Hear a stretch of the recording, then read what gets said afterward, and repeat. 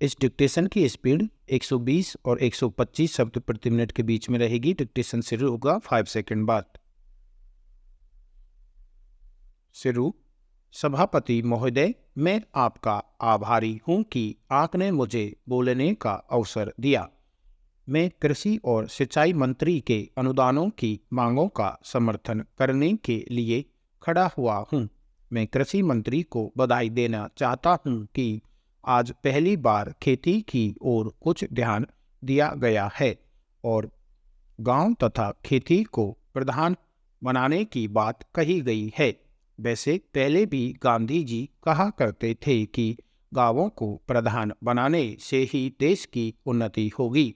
गांधी से मेरा तात्पर्य महात्मा गांधी से है, श्री साठे साहब के गांधी जी से नहीं, जिस व्यक्ति ने देश को तबाह किया है।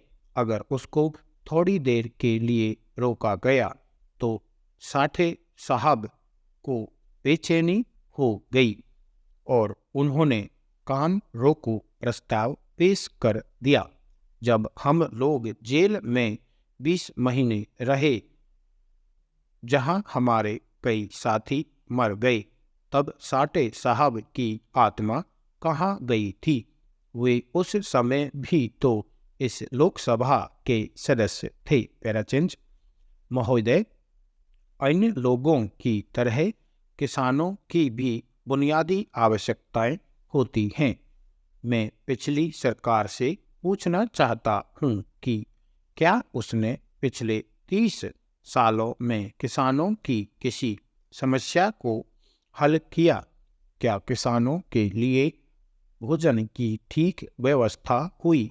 किसान अच्छा अन्न पैदा करता है, लेकिन कुछ अधिक पाने की इच्छा से वह उसको बाजार में बेचता है और स्वयं मोटे अन्न पर अपना गुजारा करता है। इसी तरह 30 साल के शासन में किसानों के लिए स्वास्थ्य का कोई प्रबंध नहीं हुआ। मैं नहीं समझता कि गांवों में किसानों की सुविधा के लिए कोई अस्पताल खोला गया है। गांवों में 10-20 मील पर अगर कोई अस्पताल खुल गया हो तो उसमें दवा के बारे में जांच करने की आवश्यकता है। जब तक हम किसानों को शिक्षित नहीं करेंगे, तब तक देश की प्रगति नहीं हो सकेगी। देहातों में हर जगह शिकायत संस्थाएं भी खोलने की आवश्यकता है। पैराचेंज। बड़े बड़े शहरों में ऋण दिए जाते हैं, घर बनाने की भी स्कीम चलाई जाती है, लेकिन देहातों में किसानों के लिए न कोई ऋण दिया जाता है और न कोई घर बनाने की स्कीम चलाई जाती है।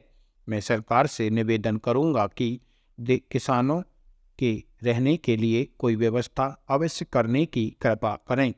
कपड़े की भी समस्या उनके लिए होती है।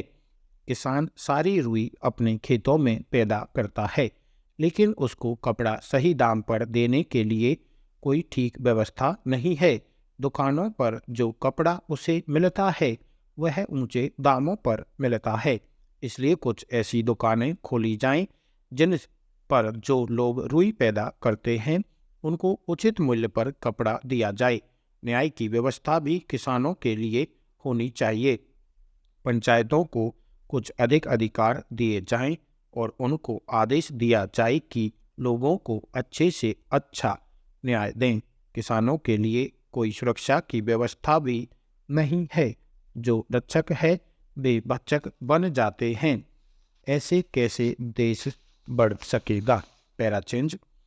माननीय प्रधानमंत्री जी, अपने व्यस्त समय में कुछ समय हमारे लिए निकाला, इसके लिए हम आभारी हैं। और अब मैं उनसे अनुरोध करूंगा कि इस सम्मेलन में आए हमारे साथियों तथा अधिकारियों का मार्गदर्शन करें। पैराचेंज। गृह मंत्री जी के स्वागत के बाद प्रधानमंत्री मंत्री श्री राजीव गांधी ने दृढ़ और विश्वास भरे शब्दों में सम्मेलन में उपस्थित अधिकारियों को संबोधित किया। संक्षेप में उन्होंने कहा कि भारत में बहुत सी भाषाएं बोली जाती है, लेकिन हिंदी को सबसे ज़्यादा लोग समझते हैं और बोलते हैं। इसलिए हिंदी को हमने राजभाषा बनाने के लिए चुना है। यही नहीं, हिंदी का एक अपना इतिहास है और हमारी यह कोशिश रहेगी कि देश में सब लोग हिंदी बोलने और समझने लगें।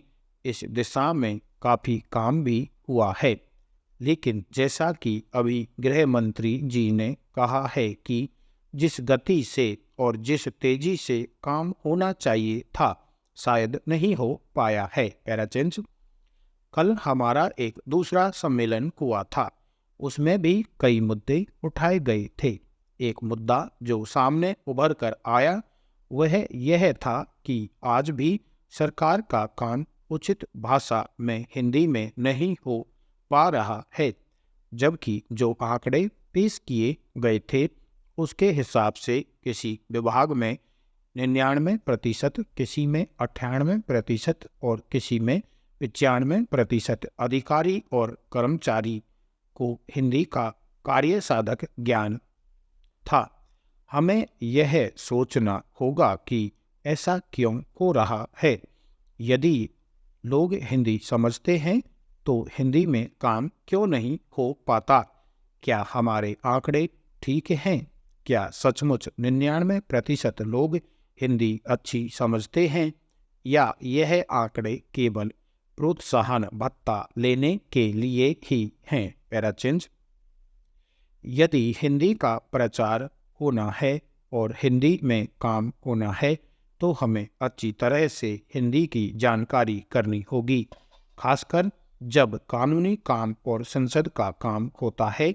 हमें यह भी सोचना होगा कि हम किस कारण से इस दिशा में पीछे रह गए हैं, कहाँ पर हमने ध्यान नहीं दिया, और उसे ठीक करने के उपाय भी सोचने होंगे।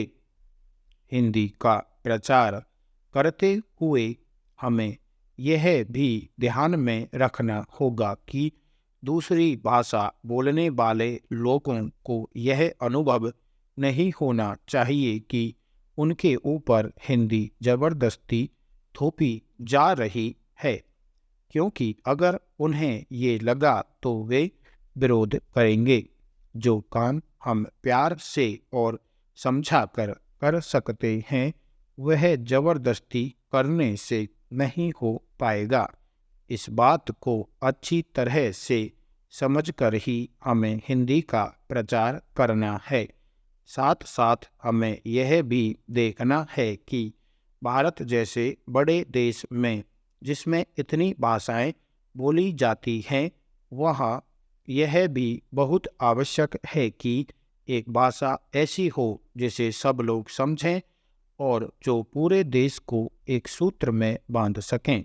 हमने इसके लिए हिंदी को ही चुना है। स्टॉप।